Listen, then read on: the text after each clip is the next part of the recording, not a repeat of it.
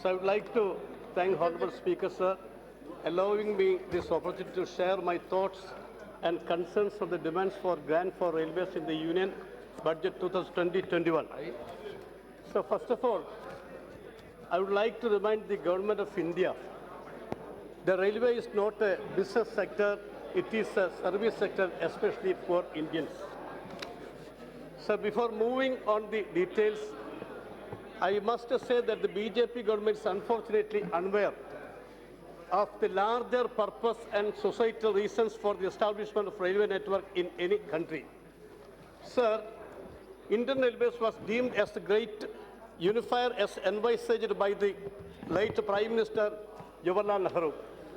So hence, railway is not just a profit-making engine, ready to be auctioned off to the highest bidder. Instead, it is a poor man's lifeline of transport that connects him to the vast length and breadth of the nation.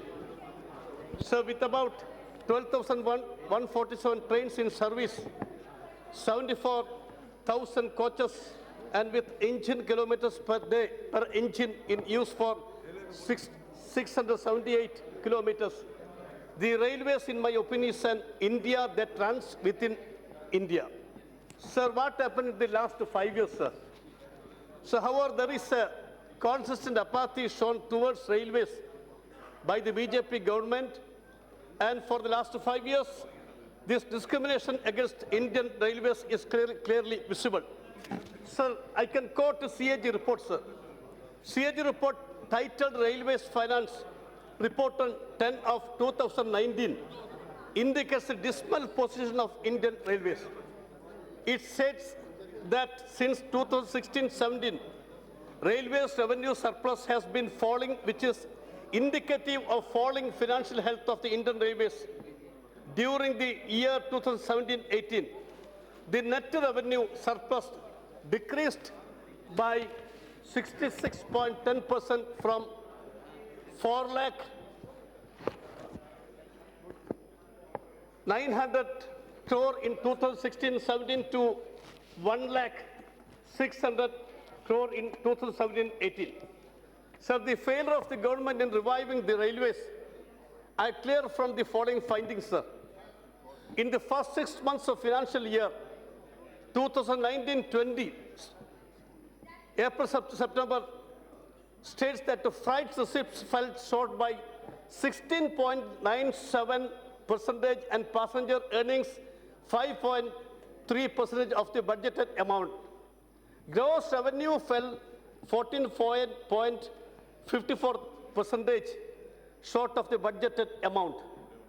But working expenses rose 4.15% higher than budget estimates. So the operating efficiency of Indian Railways is visible and is sending repeated alarms as the ratio of net revenue receipts to capital at charge plummeted from, sir, number one, 6.95% in 2014-15. Number two, 7.0% in 2015 and 16. Number three, 1.62% in 2016-17. Number four, 0.51% in 2017-18.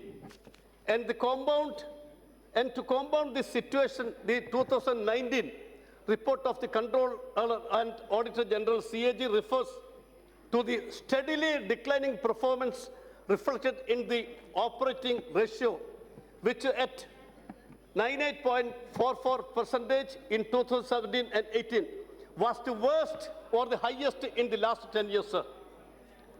Sir, it means that Indian Railways spent rupees 98.44 to earn rupees 100. So this is very clear, sir, the failure of the government for the last 5 years.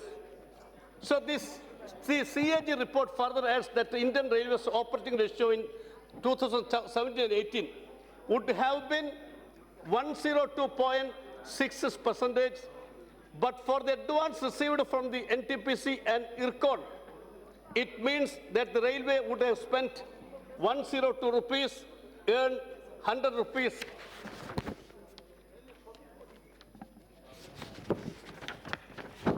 such is handling of railways by this government, which is a colossal failure in the all fronts, and as a part of its drive to sell off public assets, it is now targeting the railways, sir. So one of the important steps towards the privatizing the railways lies in the disappearance of an exclusive railway budget from the 2017 onwards. The terminus of this speared budget for the railways has denied the public from the being aware and being in the know regarding the railways. This is very unfortunately, sir.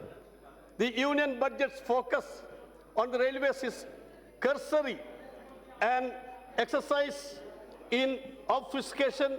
It reveals utter neglect of India's largest enterprises.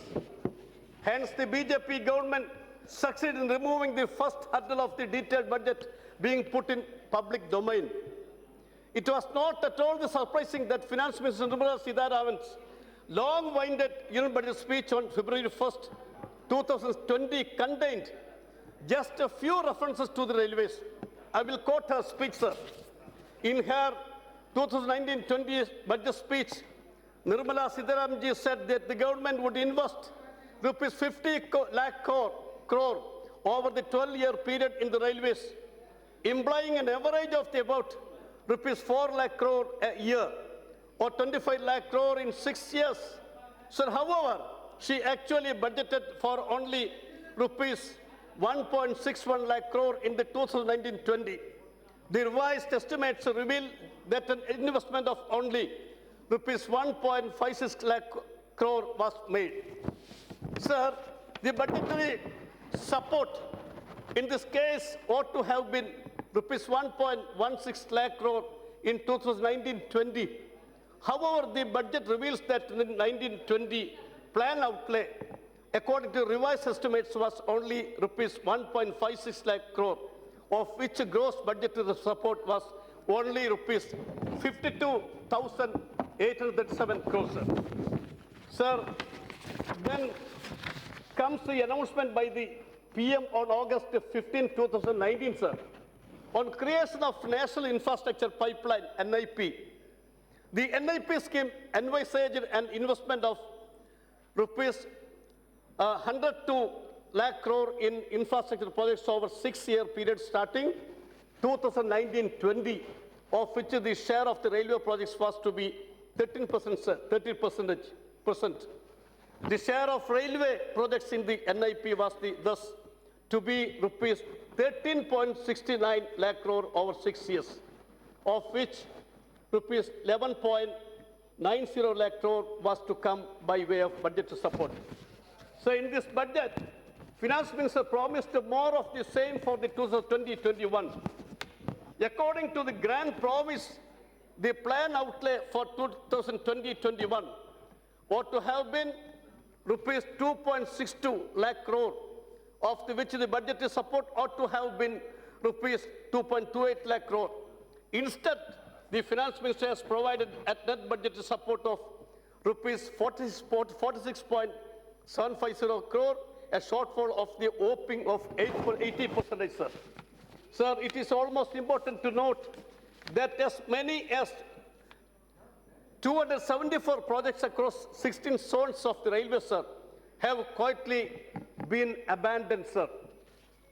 Sir, this is very important allegation, sir, indicated only by the fact that each of these has been allocated the princely sum of rupees 1,000.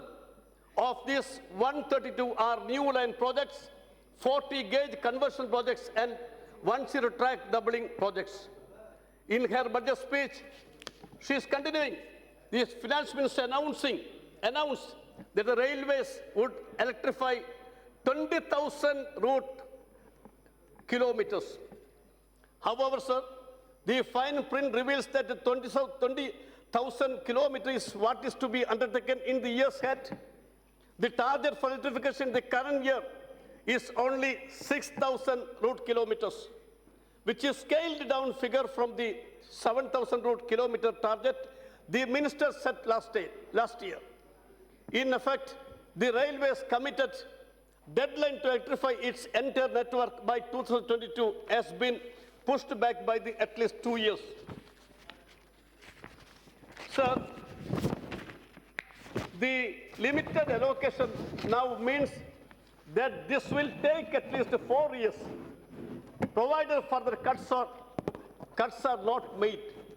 So while speaking about the electrification, I must remind the House that none of these achievements were the results of just 5 years of Modi government, but continuation of the policies and projects executed by the various Congress governments. So I can quote that period prior to independence, 25 to 47, 388 kilometers electrified. First 5-year plan, 51, 56, 141 kilometers electrified. Second 5-year plan, 56, 50, 61, 216 kilometers electrified. Annual plan, 96, 69, 66, 69, 1,678 kilometers electrified. So fourth 5-year plan, 69, 74, 953 kilometers electrified. The Inter plan, 78, 80, 195 kilometers electrified. Then sixth 5-year plan, 80, 85, 1,522 kilometers electrified. Then seventh 5-year plan, 85, 90, 2,812 kilometers electrified. So annual plan, 90, 92, 1,557 kilometers electrified. Then eighth 5-year plan, 92, 97, 2,708 route kilometers electrified. Ninth 5-year plan, 97, 2002, 2,484 kilometers electrified. 10th 5-year plan, 2002, 7, 1,810 kilometers electrified. 11th 5-year plan, first year, 2007 and 8, 502 kilometers electrified. Then 11th 5-year plan, second year, 2008-9, 797 route kilometers electrified. Then 12th 5-year plan, third year, 2009-10, 1,117 kilometers electrified. Total, it is coming 20,059 route kilometers electrified. So coming to the central promise of the railway budget, it can be seen that the state of Kerala has been completely sidelined, as none of the long-standing demands of the state, including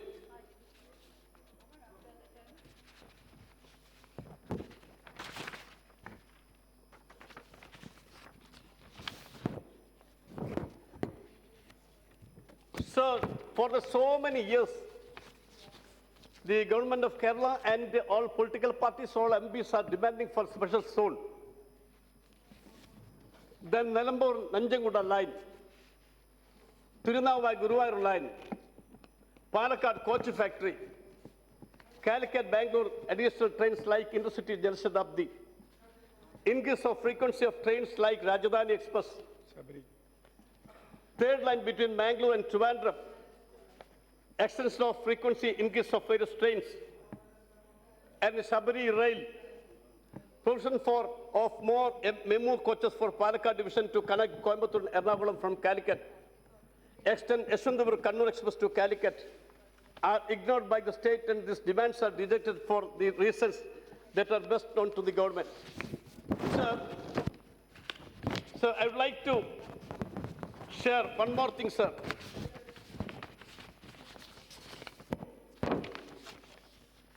So I have a request before this government, sir.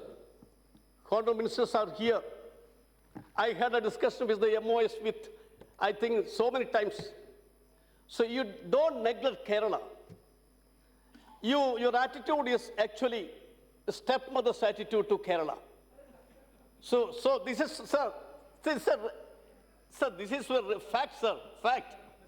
Sir, it's a fact.